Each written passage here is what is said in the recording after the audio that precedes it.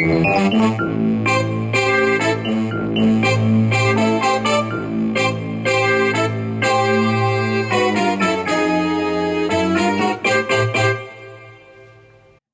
welcome to the 143rd edition of the Frank and Stan chat. And for those watching on video, you will see that we have a guest with us, Carolyn Eyre, should I call it a safeguarding expert? But anyway, I mean, I've known Carolyn for a number of years. When I was a CEO, I realised that I didn't have sufficient expertise within the trust around safeguarding issues. So Carolyn used to do, I think, some work in Leeds, and somebody recommended Carolyn. So we then connected, and Carolyn did quite a lot of work for the trust, and we've kept in touch ever since. So Carolyn was always down, weren't you, Carolyn? Yeah. Always down for this week. We haven't brought Carolyn in for this special because of these events that have been happening regarding a Cavendish Primary School, but it's timely. And anyway, thank you for joining us, Carolyn.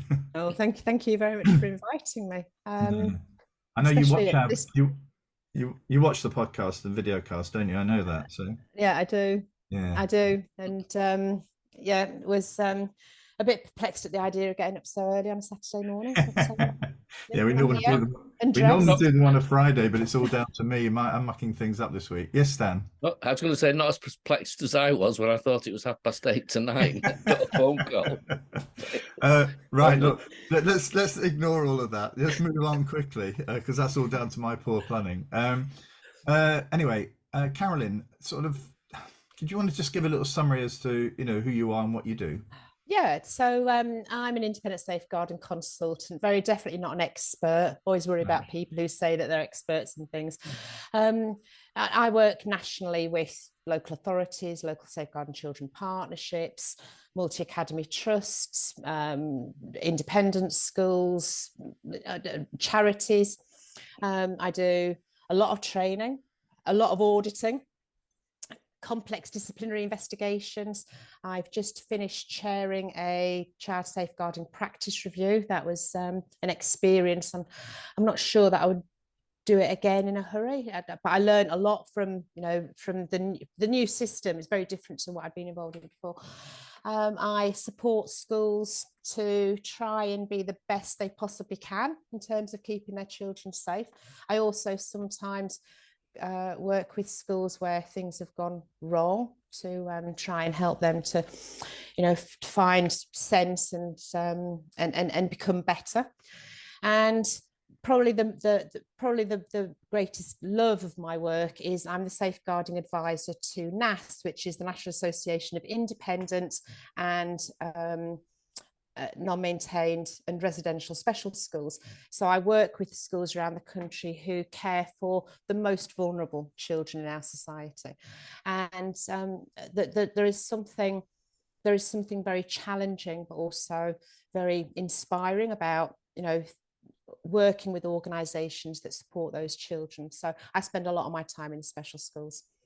I mean, before we get on to Stan, I mean, the news this week has been all around this Ofsted inspection at Cavendish Primary School, which is, I'm not saying it has led to, but the head teacher of that school committed suicide earlier this year.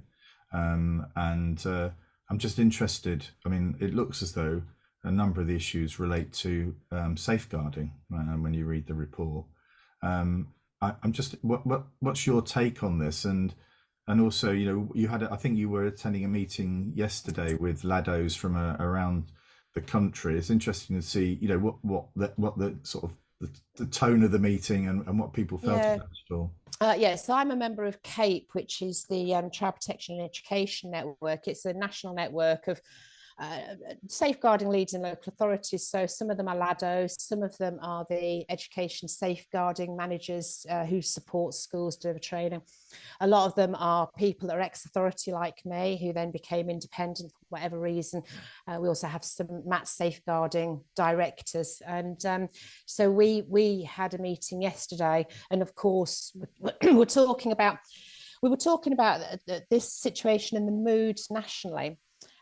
we all felt it was very important not to talk about the details of the case, because we don't know until there's an inquest. We don't know what actually happened and what the influencing factors were. But certainly we were thinking about, how do we support our schools now? How do we keep our head teachers steady? How do we make sure that people are feeling safe and secure, but also that practice is good?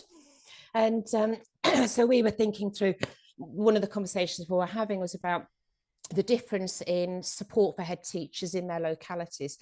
Often a couple of our MAT lead members were observing that in a multi-academy trust, often the head teachers do have a lot of support from their directors, their area managers, from the people in the trust above them.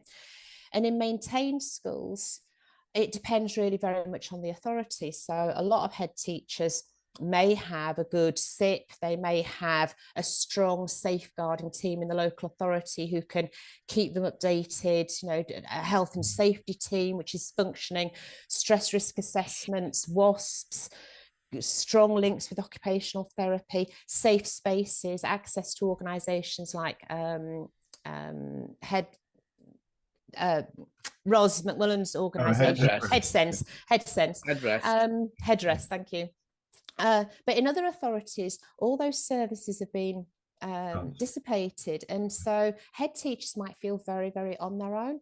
And how do we as a society, as an education sort of sector, help people to know where to go if they're feeling unsure about their practice? Their mental health is also very important, but unsure about practice, I think. No, it's interesting, isn't it? Because over the last this new Ofsted framework, there was something in it around wanting to really challenge outstanding schools that hadn't been inspected for a long period of time, and clearly that's happened, because there are a number of outstanding schools that have had a grade drop, and some of those are related. Right, it'll say it's a significant number, isn't it? It's in the 80% now. Yeah, chances of you retaining your outstanding grades. So it's not just a number; it's most. Yeah, but it's interesting that a focus for some of these, not for all, has been around safeguarding, and that, in a sense, that's sort of I'm thinking about my role as an inspector. It's a sort of, I think, perhaps seen to be an area that is an easier one to examine, because it may be that there are some things that are definitely happening, some things, if you're doing sort of audits and checks, that didn't happen. Whereas actually, if you're starting to sort of criticize other aspects like the quality of learning or whatever, that's a slightly more challenging aspect, particularly if in some of these schools where there's particularly high attainment. So it's interesting that that's the area that seems to have been focused in on. And I think I'm hearing of a number of schools, toppling over in terms of their grades on this front. And these are schools that haven't actually been inspected for quite a long time, some of them for over a decade. So I don't know if that was mentioned yesterday as well, Carolyn, whether that was an aspect. It was, and it's also a conversation that I've been having, with some of my schools. Teaching, the way that children learn, the way that staff plan lessons, the way that classrooms are arranged, that hasn't really changed very much in 10 years or 13 years. And there's a school near me who've just gone from outstanding to RI, and I think it was 13 years since their inspection. The children haven't changed, so apart from the pandemic, children haven't really changed in the way that they learn, in the way that their brains develop, in the way that they are engaged in that time. The nature of risk in society has changed dramatically in that time. And so, the child protection issues that schools face, that is different. The way that staff record concerns is dramatically different now to what it might have been 10, 15 years ago. Paper systems, nationally, so many schools now have digital systems. The statutory guidance has changed 5-6 times in 10 years. So how do school leaders, governors, proprietors make sure that staff are being kept updated with the new stuff? And you know, I have some issues with bits of that, the requirement for all staff to know the indicators of and understand the risks associated with homelessness. I mean, yes, it's a, you know, it's a tragedy nationally that children, so many of our children are homeless or at risk of homelessness, but do staff need training in it to be able to be empathetic and recognise when a family needs support? No. And if we get an inspector who comes along and says, well, where's your evidence that staff have all been trained on how children are at risk of homelessness? Most schools wouldn't be able to evidence that. So I think, you know, children's lives have changed so much. Not all children, but children who are vulnerable or at risk, their lives have changed so much since that outstanding school's last inspection. And some schools seem to have not kept pace with that. The other thing that I think has changed is we have I see an increasingly disturbing number of rogue inspectors who are looking for things that are not reflected in the statutory guidance. And if I'm supporting a school where I was at a school this week who've really been picked over by an inspector for things that are not in the statutory guidance. And I was saying, well, did you say to the inspector, show me where that's written? It's really hard to be a head or a DSL in that situation, saying to an inspector, I want to challenge what you're saying, because there's fear that we're going to make it worse. You know? And that standard phrase, can you show me where in the statutory guidance that's written? Can you show me where in the framework that is? If you're firm and you know your ground and you know that you're doing the best for children, that's the only thing you can do. As a chair of trustees of a small organisation, we were inspected 5-6 weeks ago, and the inspector picked us up on safer recruitment. Well, of course, my thing, I sit on the DFE task group for safer recruitment. I think I know where this might be going. Yeah. So when the manager got in touch with me in a panic and said I couldn't be there for the day part of the inspection, the manager got in touch in a panic and said, you know, the inspector says that we're not doing safer recruitment, we haven't got these checks in place, and if we don't do them by the end of the day, then we're going to have problems. And I sent back a really sensible answer, you know, asked the inspector where it's written, because it doesn't apply to us, we're not a school. And then, you know, eventually had a conversation with them and said, you're asking for something which does not apply to the early years sector. And if it applied to us, the DFE would have given us a route for doing that kind of check. Yeah, I mean, it's interesting. You were I will say, I because I was confident, I've been an inspector.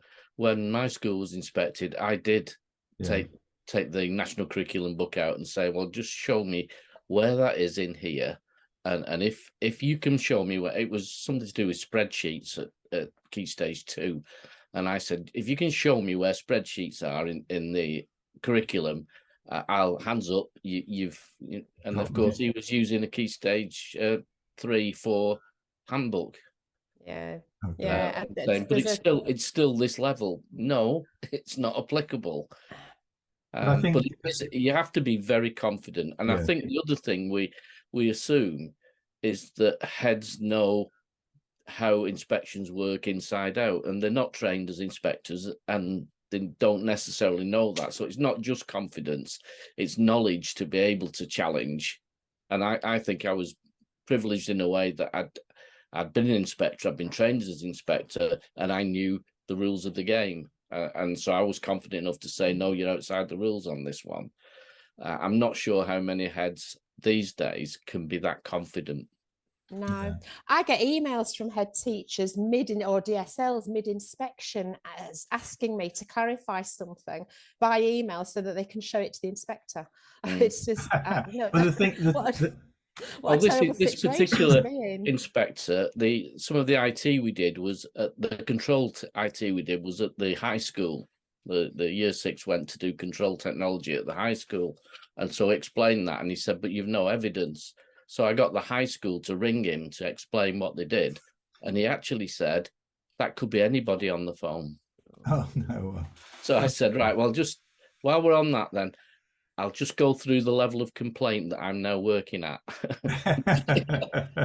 And then he just like, okay. One of the things you mentioned before, though, Carolyn, was around maintained schools, and perhaps it's not just maintained schools. Perhaps it is also, there are a lot of single academy trusts out there as well. You know, there are a lot of very small trusts. So in effect, they suffer also from this potential lack of oversight, lack of challenge about what's going on in their schools. Yes, and for for a lot of my special schools who are non-maintained special schools, they may be the only non-maintained special school in their authority or the neighbouring authority. For a lot of the independent schools, I mean, I work with an organisation that owns a chain of boarding schools, very nice boarding schools, and actually they are very, very good safeguarding spaces.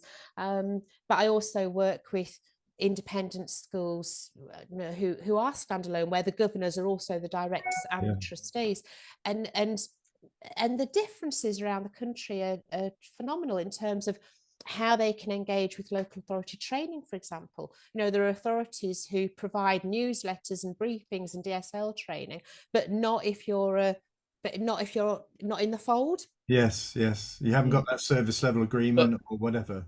I'm not sure the authority's responsibility disappears because the school's not in their fold. Absolutely, and that's a conversation. I mean, I'm Leeds, Education Leeds. It was a privatised education authority. If you cut me in half, it'd be through me like a stick of rock. We were a good authority. I loved working there. It was a place that thought about children first, and our view was always, it doesn't matter what type of school it is, the children are Leeds children. So all schools have access to all services.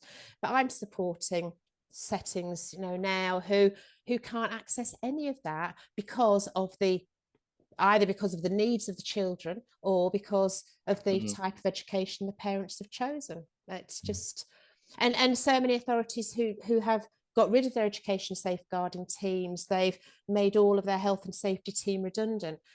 So there are no people in the authority to do that scaffolding around schools. I'm not here to be fair, I think there's also a risk of outstanding schools. I've worked with a few who become arrogant about the way they do things. We're outstanding, and therefore we always do things right, and don't take that time to look at what's changing and what's different, because this is, we've always done it the right way. And it's not until somebody says, but things are very different now, maybe the threat of an Ofsted brings it to mind, that they start to say, well, perhaps what we've been doing for the last 10 years is slow compared to what other schools are doing. I wanted Carolyn. Schools. Yeah, I wanted Carolyn, when I asked her to get involved in the co-op. I asked her primarily because I wanted that external viewpoint. I wanted somebody who could, come with no baggage, hadn't done the training for staff, wasn't line managing anybody, but basically had a level of expertise that I suppose, in a sense, I wanted to shake it a bit for that reason, Stan. I was conscious of the fact that I had been told that there was some very strong safeguarding practice in a couple of the academies. I don't know, actually, that was borne out, and you do need that sort of, I suppose, we've been advocates of inspection. This feels a little bit like potentially a safeguarding inspection arrangement, or audit visit. I don't know. The thing is that at the end of the day, if we go back to how strong are the inspectors, that was the point, the sort of variability of inspection is that for me is, I've done a lot of radio bits this week, and at the end of the day, I've reflected on the amazing training I had as an HMI and as an inspector, where we were mentored to our last breath in that year, Stan, and what they get now, is just a pale shadow of the experience that we had. Plus, I think when you're recruited into Ofsted as an inspector, not necessarily as an HMI, you're not recruited because of your knowledge of safeguarding, are you? No. It's a school leader in a good school, blah blah blah, and so that's what worries me about inspectors getting into the detail of safeguarding, when I'm not convinced they're as expert as they would like to be. And we both experienced HMIs being, Ofsted inspectors being given areas of expertise based on once I read a book. Yeah. I mean, just talk about the variability then, Carolyn, and your role. I mean, is it, are you primarily employed to be, somebody that strengthens the safeguarding arrangements, or are you actually being used as a shield against Ofsted? Because the former seems the right place, isn't it? That actually we want to make places safer, and we want, to strengthen our practice. I think it varies depending on how I was commissioned in the first place and what the story was for that organisation or that school before I got involved. So I do see both ends of it. Right. That the rogue inspectors, there are inspectors that are very, very good. I mean, although there was this issue where I'm chair, in actual fact, apart from that issue, and I was able to explain to the inspector why she was wrong, and then did sort of express a concern about whether she'd been applying that assumption to other settings and what was the impact of that for other settings. But we had an outcome that we'd hoped for. Staff felt very supported. She was very knowledgeable. It was a very positive experience for us, apart from that one thing. Yeah. And and so we must remember that there are good, knowledgeable people there who want to support schools. A lot of people that I know who are inspectors became inspectors because they wanted to support schools to be great places to share. It was more of a coaching experience. We have very similar conversations about the ISI inspection regime. We don't hear the same horror stories in ISI, but they have a list of compliance issues. There isn't the same narrative, qualitative judgments. So that was one of the things we talked about yesterday. And we also talked about the issue of auditing and checking practice. But it is very important to remember, I think, that as well as these stories we hear where safeguarding has been picked on, or there might have been personal subjective personal preferences from inspectors. Well, it might not be in the guidance, but this is how I want you to do it. We also have a lot of research that tells us about unsafe schools where there have been very high profile professional abuse cases, where a member of staff has been convicted for the abuse of children. When you look at the research and the learning lessons reviews, over and over again, we see a trend of inspectors picked up safeguarding concerns and they were minimised. School leaders satisfied themselves that the inspectorate was wrong, that they were a good school, like Stan was just saying, that they were a good school who knew what they were doing, and the inspectors must be wrong. And that missed opportunity then meant that that harmed children, which could have been avoided, was not identified and picked up on. So, so I think it's really important that we have something in place. I mean, it'll be interesting to see what happens with the independent inquiry into child sexual abuse recommendations, because one of their recommendations is a child protection agency who will oversee child protection arrangements in organizations, all organizations. Where would that fit in if we didn't have Ofsted anymore? Where would that fit in? That would be interesting. And one of the proposals for that CPA is that they would write a model child protection policy, which all schools would have to adopt. Well, I find that a horrific suggestion. That would do away with all of the really important stuff that we do now around the culture of a school. What's the needs? What are the needs of this community? What's the cohort of children that we take in? And auditing, I think, is like that as well. So, every local safeguarding children partnership has a statutory responsibility to monitor the effectiveness of child protection arrangements of all the services in their area, including schools.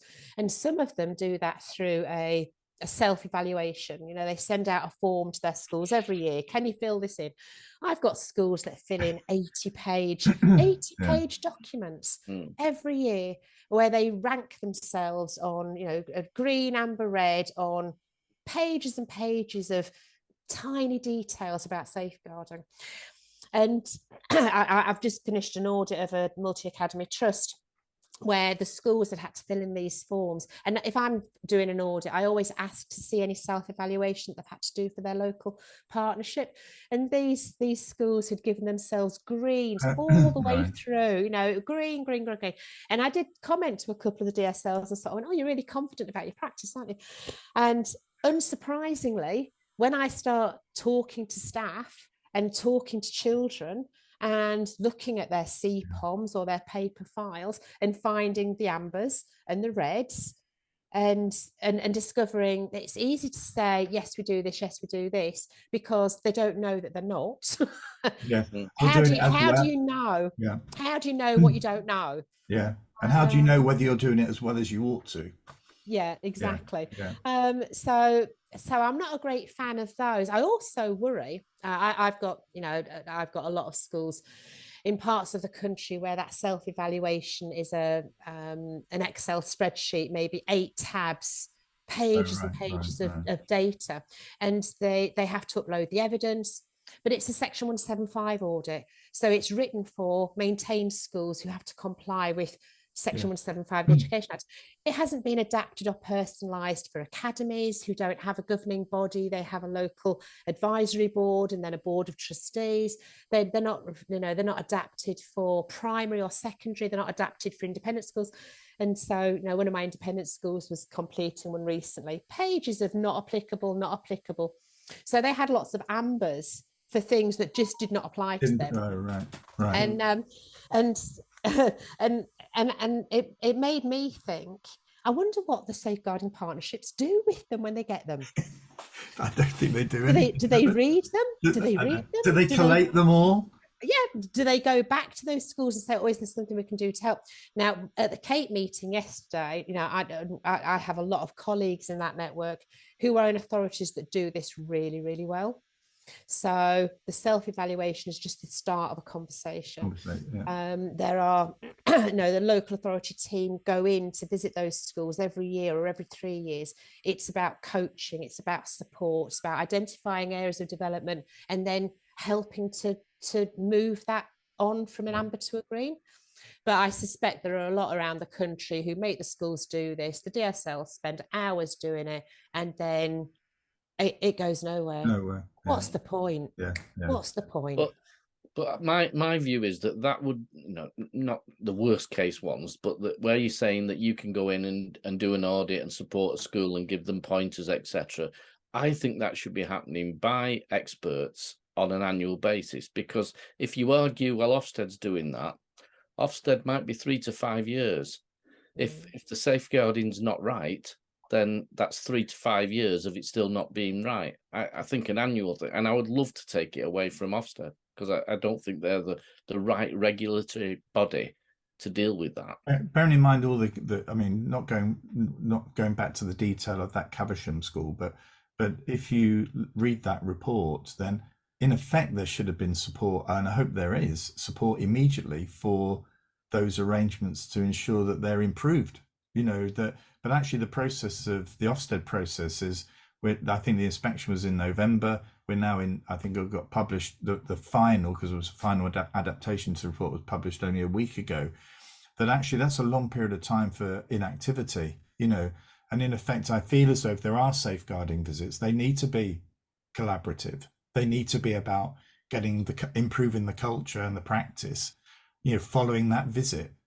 And it needs to be that, I think the point you made before, that dialogue, that feeling that, you know, the audit needs to go on the basis of we all want to improve this practice, you know, and it's about learning from each other. And I think where inspectors get wrong, if I just finish that point, is where they stand and feel challenged about their knowledge of how much they know or don't know about a particular subject. And for me, it's around inspectors need to be a bit more humble, that there are, you know, probably a lot of people out there with a lot more knowledge in this area than they have, and they need to accept that they don't know it all, and working with the school enables, and the people there enables them, I think, to get a better judgment, a better rounded judgment, and one also that enables the school to move forward after that experience, where they're not feeling as though they've been told off, which I think is often what happens when inspectors feel challenged, and school, that's the way schools feel.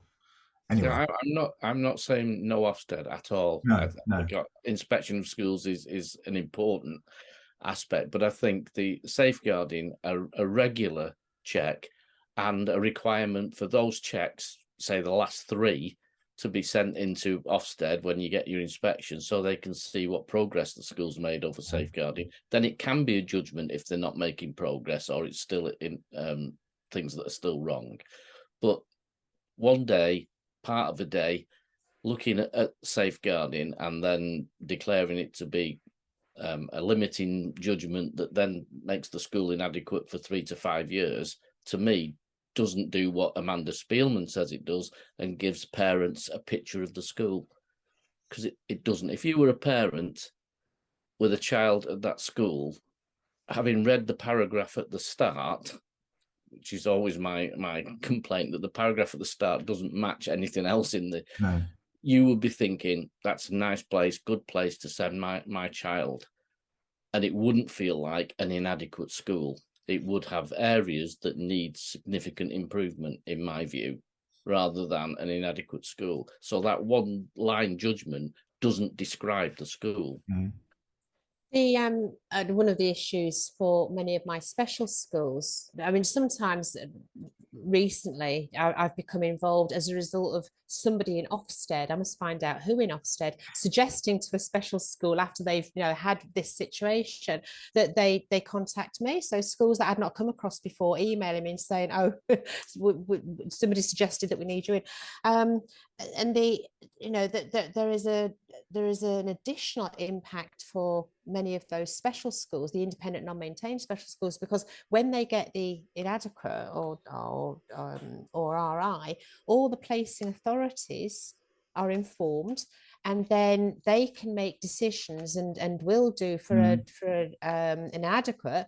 They will stop placing children there, and the financial implications of that are one. The implication in that children who already are struggling to have their educational and care needs met are then down another option. There's fewer options for them in terms of placing. The local authority, the host local authority, may be doing the action planning with the school, and then they're cascading out what they think to the other placing authorities to let them know. And then in some cases, placing authorities deciding to withdraw children who may have been settled in that school for a long time. That's a change of their living space. That's a change of all the networks and people who care for them. We've just had the phase 1 of the Hesley Group inquiry, which is almost the opposite of what we've been talking about. Hesley Group, an organisation, it's the serious case review, it's a national serious case review. The 2 schools concerned were residential special schools in Doncaster. And lots of staff were whistleblowing about the abuse of children by professionals. And Ofsted, who knew the organisation well and knew senior leaders, were going, oh, we've had these whistleblowing incidents, but we know there's probably nothing to it because we know how good you are. Yeah. And so children were left in this situation of risk. And then when everyone realized just how serious the issue was, children were being moved within 24 hours, children with autism who need preparation, support for that, so there are always two ends of the spectrum, aren't there? I think we recognised that when we first inspected, that there was an arrogance about some HMIs that would tell you before you went into a school that they'd visited the school beforehand and that's a good school. Yeah. Virtually you don't need to bother because I've been there before, spent a day there, and it's a good school. Yeah. And the same happened with the high school in London, didn't it? It was outstanding until it wasn't, until there was enough whistleblowing to make it be an inquiry. We've spent over half an hour on this. We haven't even got to what's caught our eye. So what I'll do, Stan, if it's all right with you, I'm going to bow out of my what's caught my eye and yours, and we'll just go to Carolyn's. Is that Yeah, okay? absolutely fine. All right, Carolyn, what's caught your eye? This because I think it's got a nice positive feel to it. Oh yes, it was the story this week of the head teacher in Southport, Nick Sheeran, returning to school 7 months after he had a heart attack. The school it's a primary school, and they had a defibrillator which had been provided by a charity, the Oliver King Foundation, I think, set up by Oliver's dad. Oliver had a heart attack when he was a child, and his dad, created this charity to put defibrillators into schools. Nick Sheeran had said, yes, I want one in my school, and then it was his own life that was saved. When he took ill, his colleagues were able to start CPR and use the defibrillator within 32 seconds. Wow. And seeing him going back into his school hall this week, and the children, the emotion for him and for the children, to have their head teacher back was wonderful. But it reminded me, a number of years ago in Leeds, we had a teenager who died, Lewis, and his parents raised a huge amount of money to put defibrillators into schools. And at the time, I was head of service. They wanted to put a defibrillator into every high school in the city, and a lot of our high schools refused because they were really worried about liability. And and it was hard to persuade them that it was a good thing to do. And I was watching this clip this week, and I'm not an emotional person, but I shed a little tear for this video. And I was thinking how much we've come on, how important it is that our public spaces, our schools, our sports clubs all have this. It's life-changing. And I know we're pretty critical at times of the DFE, but there is a program. There's funding been given, isn't there, so that every school in the country will have a defibrillator by this summer, allegedly. Is it this summer? Yeah. Right. Carolyn, if there was one thing that you wanted to do to change the education system, what would it be? Well, apart from the obvious, apart from the obvious, mine would be dummy inspections. I think that dummy inspections create all sorts of pressure, tension, anxiety. They're about one person's narrative. They can create a false sense of security. We're all right here. Or they can cause people to wobble and feel like they're not doing the right thing, and then change practice at a critical time when actually what they need is to be able to hold firm. A lot of people who do dummy inspections, I think, are people who are behind the times and have a bit of an ego. Yeah, it's making me wonder actually.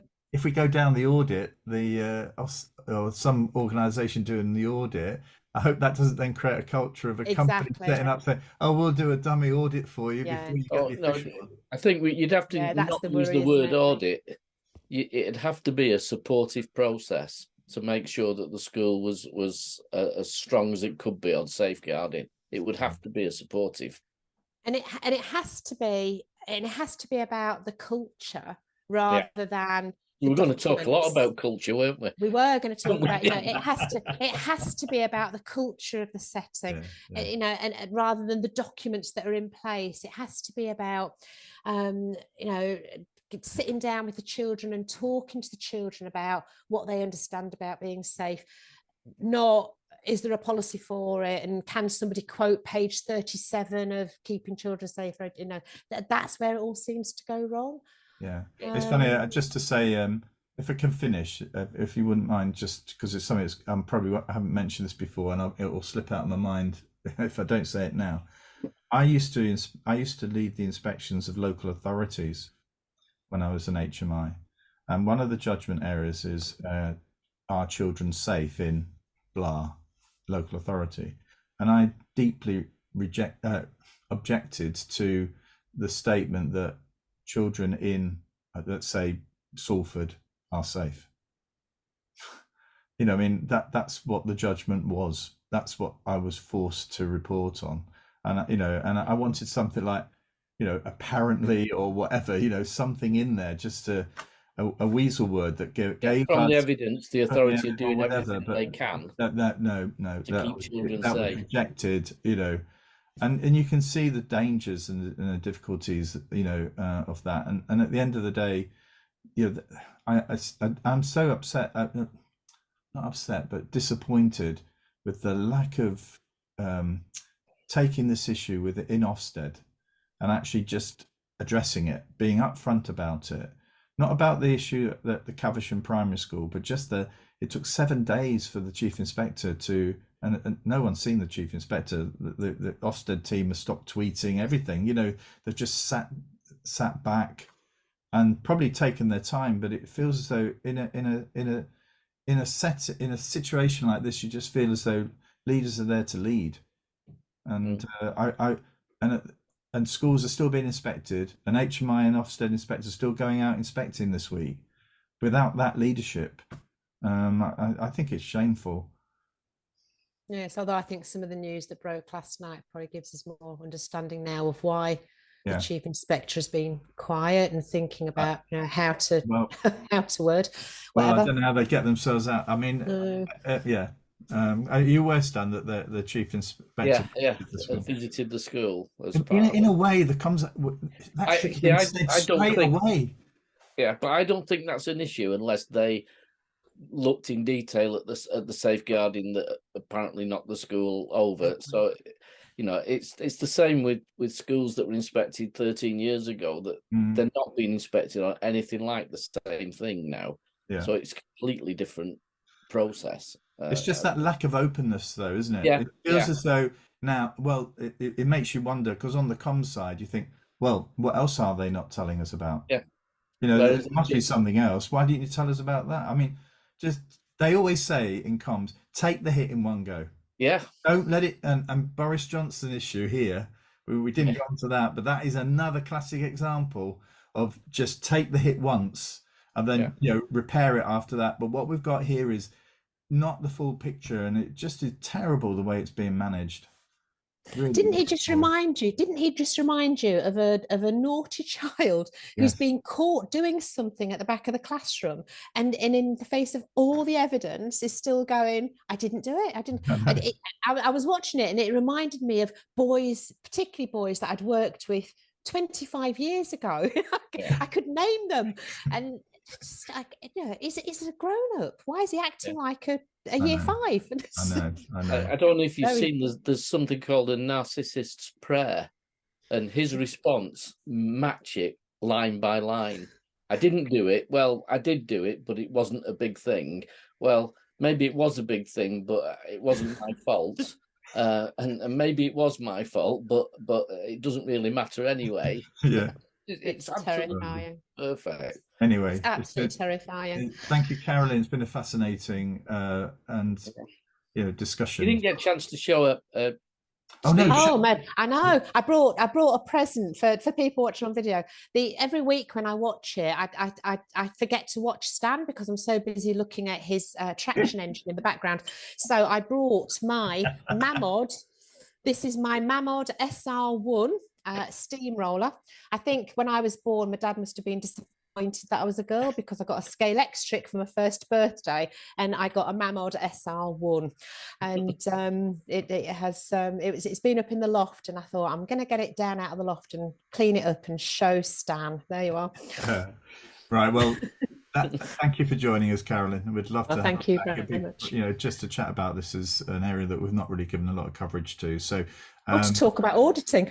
But just to say that next week we've got a former HMI, Adrian Gray, who's been a guest on here before, but Adrian does a lot of slightly investigative work about the impact of Ofsted inspections on small schools, and he's done further research into that.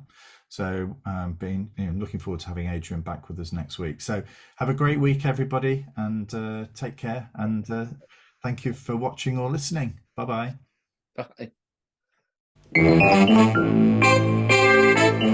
Bye.